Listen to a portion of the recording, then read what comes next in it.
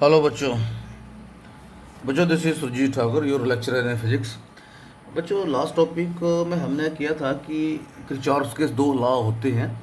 जब किसी एक पहले लॉ को बोलते हैं जंक्शन रूल। इसी किसी कॉमन एक पॉइंट के ऊपर अगर करंट एंटर कर रहा है तो उसको प्लस लेते हैं, अगर बाहर निकल रहा है तो उसको माइनस लेते हैं। तो मतलब टोटल करंट जो होता है, टोटल करंट का सम जो होता है that is equal to zero. ठीक है। और दूसरा लूप रूल था। तो और उसको उसमें ये था कि किसी भी इलेक्ट्रिकल सर्किट में algebraic sum of the EMFs is equal to the algebraic sum of the product of the resistances and current flowing through them. Okay बच्चों, इसी को यूज़ करते हैं, लूप रूल को यूज़ करते हुए आगे एक बड़ा हमारा आता है व्हीटस्टोन, इंपॉर्टेंट व्हीटस्टोन ब्रिज। ठीक है। व्हीटस्टोन ब्रिज में हम किसी अननोन रेजिस्टेंस को निकालते हैं। तो इसमें बच्चे चार रेजिस्टेंसेस होती हैं। तो पहले डायग्राम आपको बना के बता देते हैं, और इसके जो नोट्स होंगे वो नीचे डिस्क्रिप्शन में ही आपको नोट्स जो है वो अलग से प्रोवाइड कर दिए जाएंगे। पहले इसके लिए इसको समझ लो आप। ठीक है। मान लीजिए मेरे पास चार रेजिस्टेंस, ये चार आर्म्स है। एक आर्म में मैंने ये लगा रखी है रेजिस्टेंस पी, ले लो इसको। दूसरी में मैंने लगा रखी है, सपोज ये रेजिस्टेंस लगा रखी है मैंने, इसको ले लो आप क्यू। तीसरी भी मैंने एक रेजिस्टेंस बॉक्स बोलते हैं इसको, ये मैंने तीसरी आर्म में लगा रखा। और ये हमारे पास फोर्थ आर्म है, और फोर्थ आर्म में मैंने यहाँ पर भी कोई रेजिस्टेंस जो है वो लगा रखी है। ठीक है। सपोज ये पी है, हमें मालूम है ये रेजिस्टेंस क्यू है, ये रेजिस्टेंस हमारे पास एक्स है, इसकी वैल्यू हमने निकालनी है। और ये हमने यहाँ पे एक रेजिस्टेंस बॉक्स लगा रखा है। सपोज ये पॉइंट है ए, ये पॉइंट है बी, ये पॉइंट है सी, ये पॉइंट है डी। और इस सारे सर्किट को हमने जोड़ा हुआ है किसी एक बैटरी के साथ। सपोज ये बैटरी जो है वो हमने यहाँ पे लगा रखी है, राइट।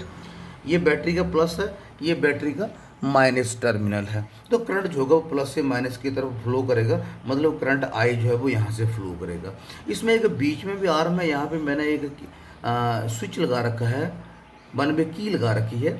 और यहाँ पे एक गैल्वेनोमीटर जो है वो सेंटर वाले आर्म के ऊपर एक गैल्वेनोमीटर लगा रखा है। और गैल्वेनोमीटर को हमने बी और डी आर्म के साथ बीचों बीच जिसको जोड़ा हुआ है। ठीक है। गैल्वेनोमीटर बच्चों एक ऐसा इंस्ट्रूमेंट होता है जो कि करंट को मापने के काम आता है, राइट। समझ गए बात। ये और ये चीज़ है कि ये पी कोई हमारे पास नॉन रेजिस्टेंस यहाँ पे हमने इस आर में लगा रखी है, क्यों इस आर में लगा रखा। एक्स अननोन रेजिस्टेंस है ये, इसकी वैल्यू हमने जो है वो निकालनी है।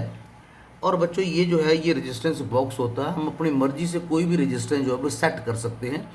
एक कीज़ जैसी होती हैं, ये कीज़ को निकाल दिया तो जितना वहाँ पे नंबरिंग की होती है 1 ओम, 2 ओम, 3 ओम, 10 ओम, 100 ओम, कुछ भी हो सकता है। तो उसके अकॉर्डिंगली हम अपनी मर्जी से इस आर्म के रेजिस्टेंस को सेट कर सकते हैं। ठीक है। समझा की बात। तो बच्चों ये व्हीटस्टोन ब्रिज इसको बोलते हैं। और व्हीटस्टोन ब्रिज जो होता है it is accurate arrangement for measuring and unknown resistance. X की वैल्यू जो होगा वो इसकी मदद से हम लोग निकालेंगे। ठीक है। तो इसके नोट्स डिस्क्रिप्शन से वहाँ से आप लोग देख लेना, ये आपको अलग से भेज दी जाएंगे।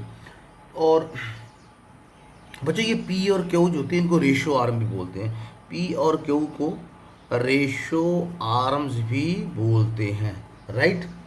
इनको रेशो आर्म भी बोलते हैं। और आर हमारे पास एक वेरिएबल रेजिस्टेंस है, चलो लिख लेते हैं। आर जो है वो एक वेरिएबल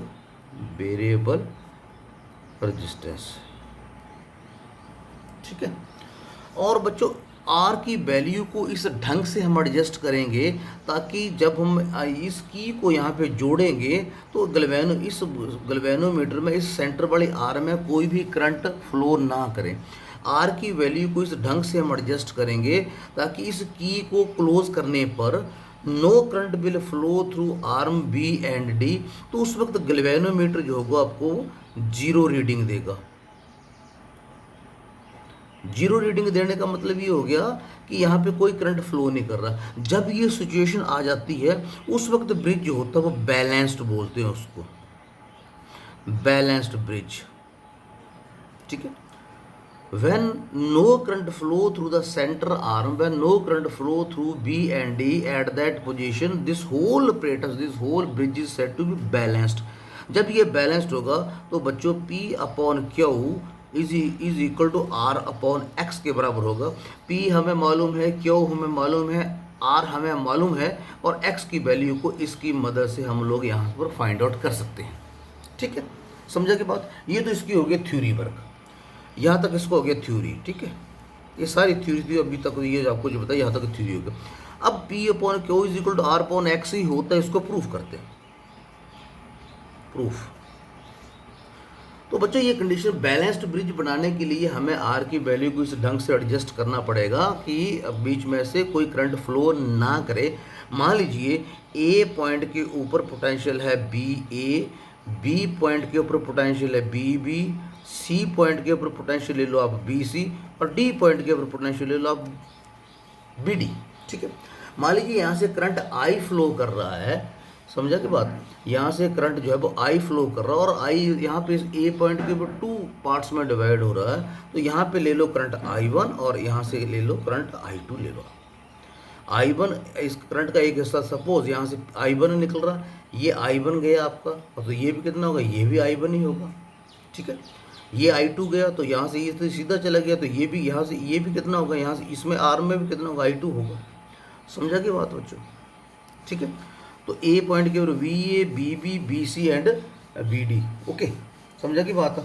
तो पोटेंशियल डिफरेंस अक्रॉस पी, ये पी है, पी यहाँ पे resistance, potential difference across P. Potential difference का मतलब B A minus B B, potential difference that is equal to I one P.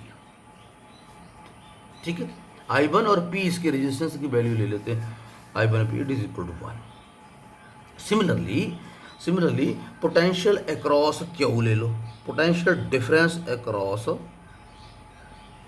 Q ले लो, तो इसको क्या लिखेंगे, B B minus B C, B B minus B C is equal to I one Q. ठीक है, इस वक्त जो है ब्रिज जो है बैलेंस है, यहाँ पे बीच वाले आर में कोई करंट फ्लो नहीं कर रहा है, यहाँ से जो आई वन जा रहा है तो यहाँ पर भी आई वन फुल जाएगा। जब ब्रिज बैलेंस होगा तब हम इस चीज़ को प्रूव कर सकते हैं। ठीक है बच्चों, तो अक्रॉस क्या हो गया, B B minus B C is equal to I one Q, इसको मान लो 2। Similarly potential difference across R ले लो, पोटेंशियल डिफरेंस अक्रॉस क्या आर क्या होगा, B A minus B D is equal to I two R, इसको 3 ले। क्लियर है।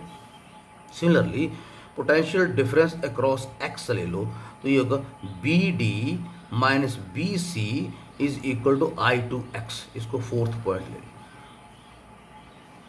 क्लियर है बच्चों, समझा की बात है, समझा की बात है। अब ब्रिज जो है, सिंस ब्रिज इज बैलेंस्ड, चलो लिख देता हूं मैं, since bridge is balanced, so क्या मैं यहाँ पे लिखूँ, तो इसका मतलब B B is equal to B D. Bridge balance है, कोई करंट इसमें से फ्लो नहीं कर रहा है बीच वाले आर्म से, इसका मतलब जो बी बी के ऊपर जो पोटेंशियल होगा, मतलब करंट जीरो है ना, that is equal to zero, मतलब B B minus B D is equal to zero, मतलब B B is equal to B D, B B is equal to B D. अब B B is equal to B D equation from 3rd ले लो, from 3 and 4। 3 को मैं क्या लिख सकता हूँ, B A minus B B is equal to I two R. Similarly 4th equation क्या बनेगी, B B minus B C is equal to I two X, इसको चलो 5th ले लो, इसको 6th ले लो। ठीक है, अब आप इक्वेशन 1 देखिए, ये है इक्वेशन 2 आपके पास ये है।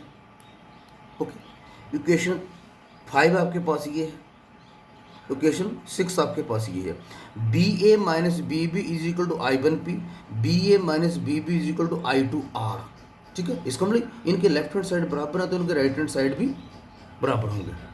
ठीक है, इसका मतलब ये हो गया कि I one P is equal to I two R. Similarly B B minus B C equal I one Q, B B minus B C equal to I two X, इसका मतलब इनके राइट हैंड साइड भी बराबर होंगे। तो जब इनके right hand side को मैं बराबर लिखूंगा तो मैं क्या लिखूंगा, तो यहाँ पे मैं लिख सकता हूँ I one P is equal to I two R, I one P is equal to I two R and I one Q is equal to I two X. Left hand side बराबर है तो automatic right hand side पे dividing both equations. इनको बोल दो आप 7, इसको बोल दो आप 8। 7 और 8 को डिवाइड करो तो क्या आ जाएगा, I1 कट गया, P upon Q is equal to R upon X. ये व्हीटस्टोन ब्रिज की कंडीशन प्रूव हो गई। ठीक है, तो इनमें से हमें 3 अगर मालूम है तो हमें चौथी एक्स अननोन जो है वो निकाल सकते हैं। ठीक है बच्चों, समझा के बात व्हीटस्टोन ब्रिज।